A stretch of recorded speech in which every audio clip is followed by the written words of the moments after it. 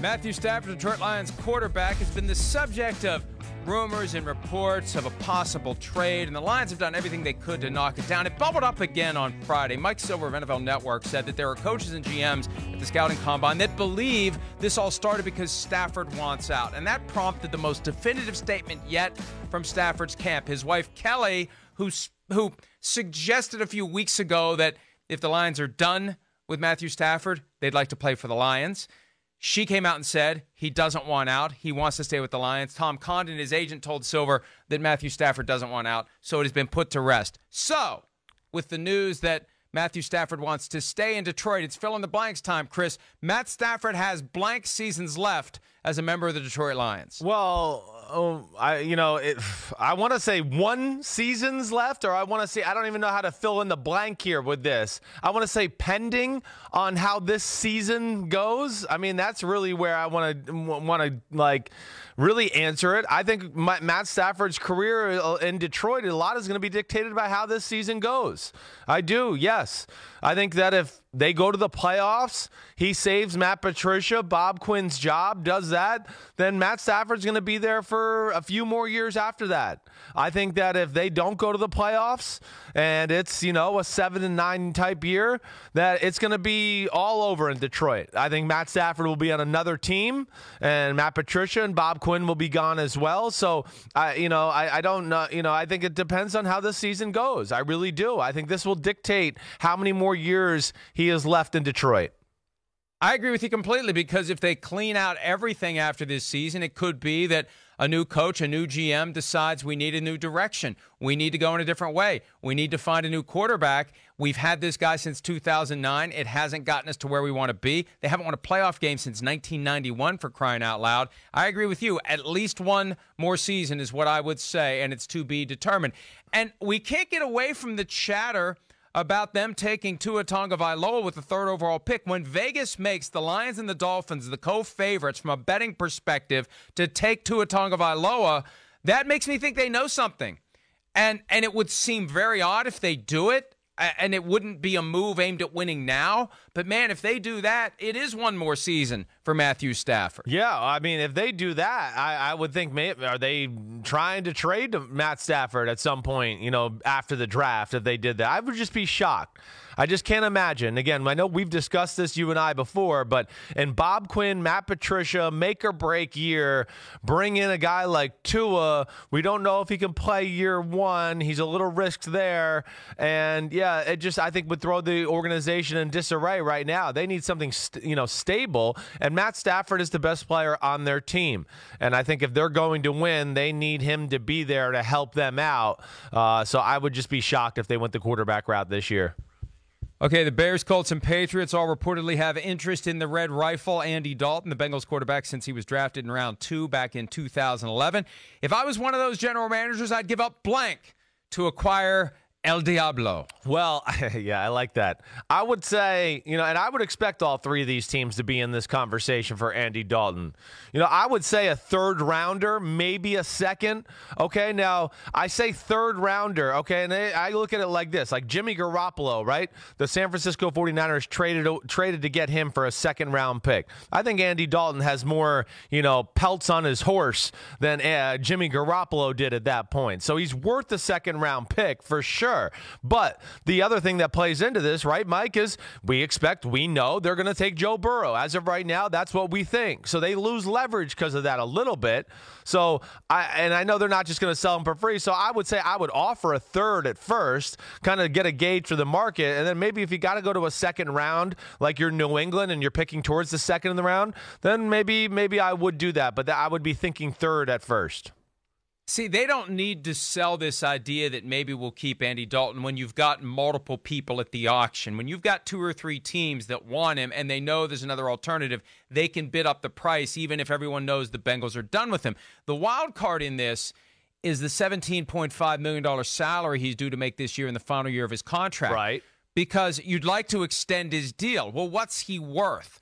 You're trading in a very affordable final year of his contract. You don't want him to walk out the door after 1 year, but what does he really want? And does he want to go? I think that's part of it too. which team does he want to go to? Because you can't trade into a team he doesn't want to be with. You need your starting quarterback to be all in. So I think that a third rounder makes sense. I wish more teams did draft picks based upon what the guy does when he gets there. And I know that pushes the compensation into the next year, but I think it would be more fair to tie the compensation to what he does. If he takes you to the playoffs, you get a higher pick. If he wins a playoff game, you get a higher pick. I mean, that kind of thing. But I'd say third rounder makes sense. We all think that the Patriots didn't get enough for Garoppolo with a second rounder. But I think a third rounder is fair for Andy Dalton, given where he is right now in his career, and given that you're going to have to solve this contract issue right out of the gates, Chris. Yeah, I hear that all the way. And Andy Dalton is again another one of these pieces. What plays into all of this again? What we're talking about is Brady, Phillip Rivers, that whole conversation. Where do they go in this whole thing? That's going to dictate Andy Dalton's future as well. But I'm not shocked to hear any of those teams. And the Bears are the one team I always thought from the get-go that made sense there. But I get the Colts and Patriots have an interest as well. And I think it makes sense for the Bengals to get in on this now and try to line something up before free agency even starts. You can work out a trade that becomes official when the new league year opens on March 18, because you don't want Andy Dalton to be one of the quarterbacks who's standing around when the music stops after free agency and the money's been paid and there's no seat for him. Now's the time to get maximum trade value for Andy Dalton, because you get him to one of these teams that is trying to figure out what the hell they're going to do next year, and they want to remove the uncertainty. This is a way to do it. All right, according to the South Florida Sun-Sentinel, Washington has told Tua Tagovailoa at the scouting combine that he could be drafted to compete with Dwayne Haskins. A report from a Miami newspaper about a prospect the Dolphins would have to trade up to acquire is... What are we asking there? Would have to trade up to... What are we asking there? Yeah. The point is, there's a Miami newspaper in the town where the Dolphins is that's reporting that basically on a quarterback that the Dolphins would have to trade up to get. So is it bogus? Is it credible? Yeah, it's a smokescreen. Compelling? That's my point. To me, okay, I just wasn't sure what kind of answer we were looking for there. But yeah, I mean, I see this talk. Anything other than you puking in the trash can is an improvement over last week. Thank you. You can say whatever you want. Okay, all right, that's good. And I won't be puking here, so I should be good. But to me, right now, I just feel like Washington's laying like smoke screens out right now. They're in the prime position, the number 2 pick in the draft. We know that there's the Chase Young market. Of course, we know there's teams that are hungry and thirsty for quarterback play too. And I feel like from the get-go here, and again, I have no inside knowledge here, but it just seems to me like they're playing we're not sure about Dwayne Haskins and we might take a quarterback here to drive up that asking price in case somebody wants to do business there and get into that number 2 spot. So I don't know. I don't know if I'm sitting here necessarily buying it from the Washington standpoint that, I heard, they told Tua, we might bring you in to draft you or compete with Dwayne Haskins. I think they probably told Tua that, knowing Tua's going to tell some other people that, and it continues to stir the pot here in this whole conversation. So I'm not quite buying it yet, and I don't know. I just have a hard time with Dwayne Haskins. Have they seen enough to abandon ship and move on, and then you're going to waste another top 15 pick on a quarterback? I don't want to say a waste, but, use another top 15 pick on a quarterback. I have a hard time, I guess, digesting that right now. Here's the other thing to keep in mind as well, and I think it's an important aspect of what Washington is going to do with that pick.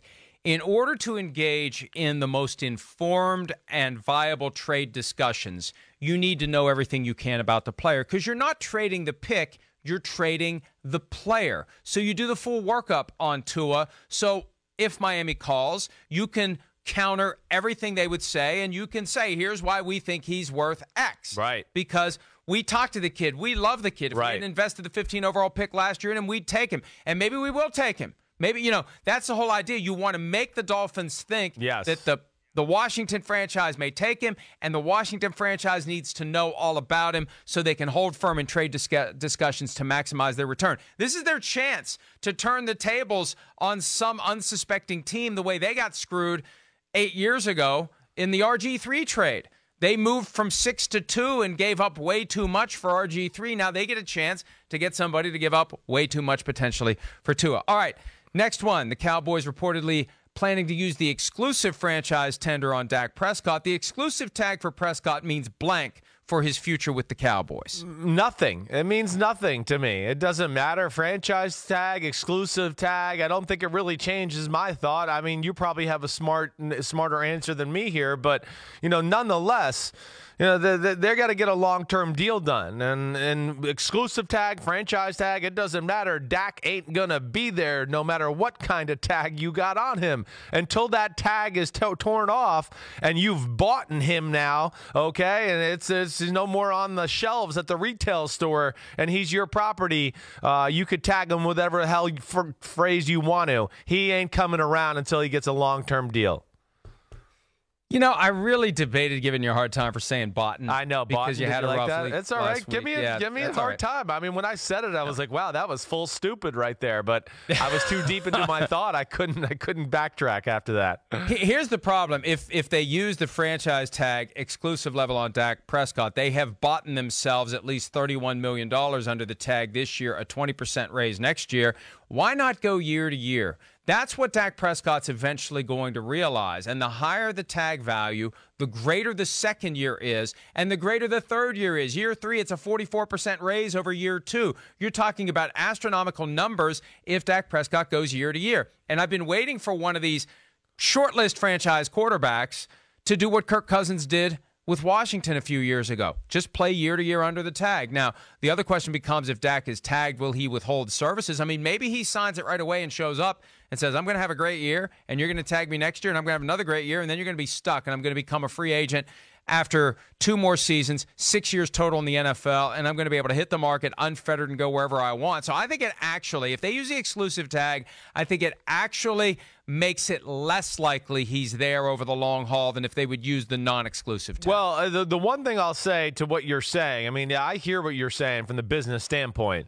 And if there's a quarterback, a big soldier who could, bet on himself to stay healthy and do that, it would be Dak Prescott. I mean, again, other than Cam Newton, you're not going to find a whole lot of quarterbacks that physically look the way Dak Prescott does. I mean, he's a man. I mean, he really is. He's thick, strong as hell, in shape, all of that. Plus, we know with the way the rules are for the quarterbacks right now, a gamble like that is less dangerous than it was in the 80s and 90s to protect the quarterback. So you could do that, certainly. But it's still risky business, and I just don't recommend it. And with the exclusive franchise tag, too, if I'm Dak Prescott, that's what I would do, something like you said, Mike. Like, maybe sign it. I would show up, start learning the offense, doing things like that. Oh, hey, you're going on the field? Sorry, guys. I got the exclusive tag. I got to go home. I'm exclusively not going on that field to give you reps. That's not happening. I would just play hardball like that. I would learn the offense, but as soon as it went to we're going to go on the field, it's time for OTAs, I'll be exclusively in my Ferrari in the parking lot, and I'll see you later. Okay? I mean, that's what I would do to them. Hi, I'm Mike Tirico, and thanks for watching. Make sure to hit subscribe for the latest news and highlights from NBC Sports.